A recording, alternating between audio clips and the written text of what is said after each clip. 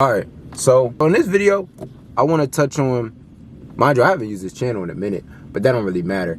In this video, I want us to touch on, this I feel like is an important topic, or something that a lot of us deal with, and something that a lot of us do fall victim to, and it's comfort zone. Comfort zones are always going to be like the thing that we fall back to. Always feel like everything is okay and everything is what it needs to be, and you don't feel out of place, and you don't feel like, oh no, this is where I'm good, I'm okay on that. It could be a physical comfort zone. It could be like, you know, a certain thing that you do in your house or stuff like that. My point is, this is a big one, like just saying no, or like not trying new things because it's not you, or it's not something you're used to and stuff like that. And I understand that to a certain degree and extent, because like for me, my whole life I've always been a person that, actually, no, you know what? Not my whole life. When I was younger, I was big on, like, just doing stuff. Just because, like, just trying a bunch of stuff. Like, I used to try a lot of different stuff as a kid. And then I think around, like, high school, and this is where once you start hitting puberty and start questioning yourself and you going through a lot of, you know, changes and stuff. And I think that's where we kind of lose the desire to try new things and make new friends and try, you know, and get out there and put ourselves out there to be more accessible to new things, is around high school. Like for me, it was around my junior year in high school where I started, like, I was like very okay and reclusive and not trying to do anything new. But when I look back and think about it, when I was younger, I didn't do that. Like when I was like a kid, I was always trying some stuff. I was in community centers. I was always trying new things. Like, you know what's funny? When I look back at my life and think about it, I don't look back at the moments where I'm in happiness and reflect and think of joy when I think of the times that I was reclusive and the times I didn't try stuff. I look back and think when I was like when I was a kid, around the ages of, like, I'll say like 7 to like 12, where I was trying new stuff. And those are the years I look back on and I'm like, man, that's when I was like really happy. Like those was the dope years. And even years ago, you know, 5, 6 years ago, same thing, where I look back and I'm like, dang, I started trying stuff again and getting out there more and stuff. And those are the times that I really look back on. I don't look back at the times and think of happiness when I'm looking back at late years in high school and stuff. No, it's when I was stepping outside of my comfort zone and stepping outside of, I didn't even have really a comfort zone when my comfort zone as a kid was trying stuff. Like that was the comfort zone, the new things, like.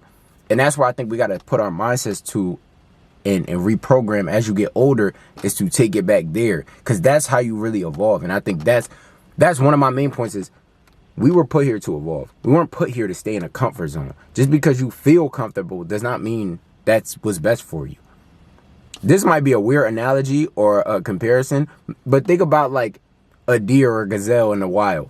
When are they most comfortable? When they're sitting there, laying there, and they're not thinking anything's going to get them. And no lion or no hunter or no nothing, you know, no bear or nothing is going to get them. But are they really comfortable? They're comfortable in terms of physically, like they feel good, but they're at risk. Like they're not safe. Like that's when you're at your, like, most unsafe, is like that. And that's how I feel like we got to look at ourselves. Like, yeah, I feel comfortable, but this doesn't mean I'm in my, like, what I should be doing. Nah, something's gonna get me. Like this is gonna come back to haunt me, or I might, like, this is not what I should be doing right now. When you're on your guard, when you're moving, when you doing it, like that's when you're at your best, I feel like, and when you're at your safest, because you're always prepared and you're always ready. And I think we fall so victim to the comfort zone. We start saying no a lot. We start not trying new things, and then we just find so much solace and peace in not trying new things and just sticking to what we know. But it's like at one point, even the things that you know weren't what you knew. Like you had to, even that was something you had to try. That's how you figured it out. But then we find too much solace in it. We find too much in it, and it becomes detrimental to us. And it halts us from growth and evolution and becoming better. And it's like, one thing for me in my life right now that is big for me is trying new stuff and meeting people and go, like, I'm the type of person now, I would not have, like 6, 7 years ago, 8 years or whatever the case may be, I would not have been the type to go and do something by myself with people around. Like, I'll go to the movie by myself. I don't care. Like, I'll go do stuff by myself, and I really don't care, because I built myself to understand that, like, this is what it's about. It's trying new things, especially in 2025. I want to make it a mission for me. Even doing this right here. I mean, I've been on YouTube before and stuff, but I would have to step out of what I knew to even want to do something like this. A lot of people can't even get on camera and show themselves like that because they're too scared of it. But it's because they're stuck to a comfort zone of not doing it and not trying new stuff, and it's just, it becomes detrimental. It hurts us, and we can't fall victim to that because it's not what's best for you. In 2025, I want to get back into a lot of stuff. Even right now, like, I'm getting back into a lot of stuff that I used to do that I stopped. And now I'm like, you know what? I don't care anymore because I want to get better. I want to be better. I don't want to look back and be like, dang, I should have did this. I should have did that. And I held myself back just because, whether it was comfortability, the comfortabilities of others, like not feeling like I want to do too much around other people, whatever the case may be. I'm not trying to do that anymore. I feel like that's such a waste of life and waste of time, and I'm not trying to do it. One thing I noticed, and this is something that I noticed with like men specifically, is young boys and stuff, is they find a lot of comfort in video games.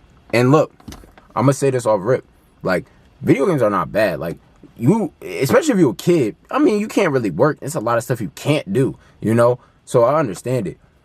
But I think the video game is one big thing for us that holds us back like crazy. Because when you're young, just like me, I'll say the later years in middle school, like 8th grade, 7th grade in middle school, and then high school, I was big on the game.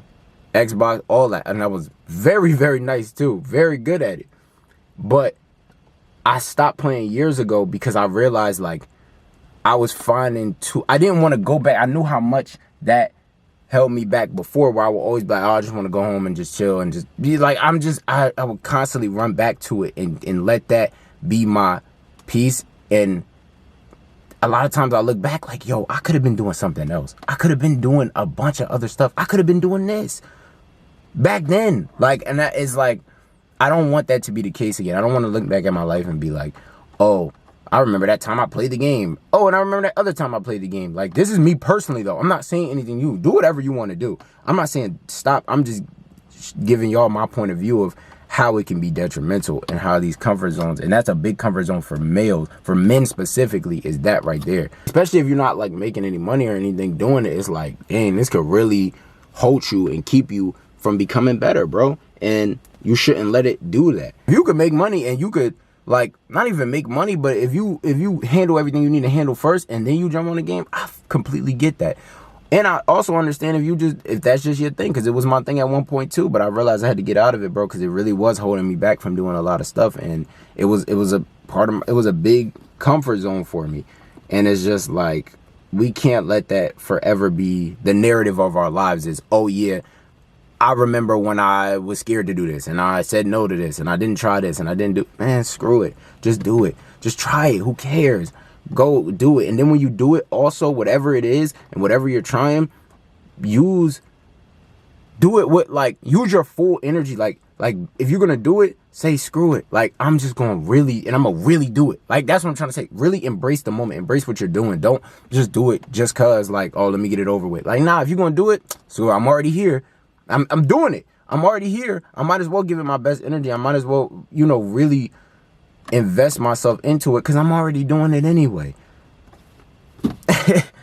There's no reason to not, like, go hard with whatever you're doing and put your real energy into it, bro. We only got one life to live, and, like, the comfort zone is not always a bad thing. It's just when you fall victim to it, when it's all you know, when it becomes. I've done seen people go from, like, being extroverts, people that's all out there and talkative and giddy, and like people who are literally like the energy in the room. Like they're the person who gets everybody talking and gets everybody to do this thing. And the people who don't care about being the icebreaker, like the person who doesn't care about being the first one to talk in a room or start conversation between people and all this stuff.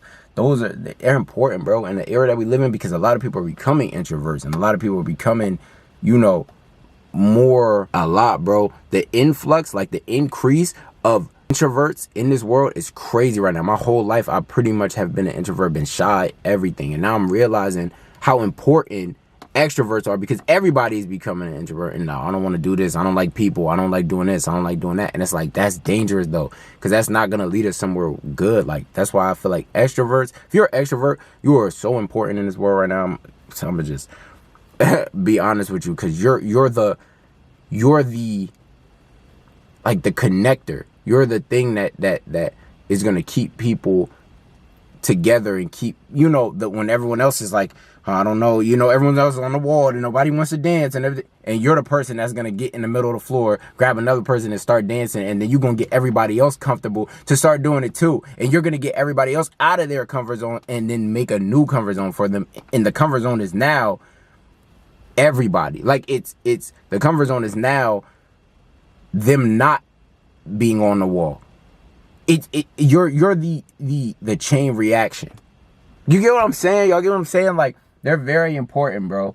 So if you are that, I really commend you and I really appreciate you. Introverts are important too. Don't get it wrong. But I feel like we don't highlight extroverts enough. And I feel like they're decreasing because people are falling victim to their comfort zone. Being in the house, not going out, not wanting to talk, not wanting to be the person who makes the first move, because nobody wants to look dumb. Somebody gotta look dumb. Somebody has to be the person who doesn't care, who understands this is just a part of the process. This is just what it is.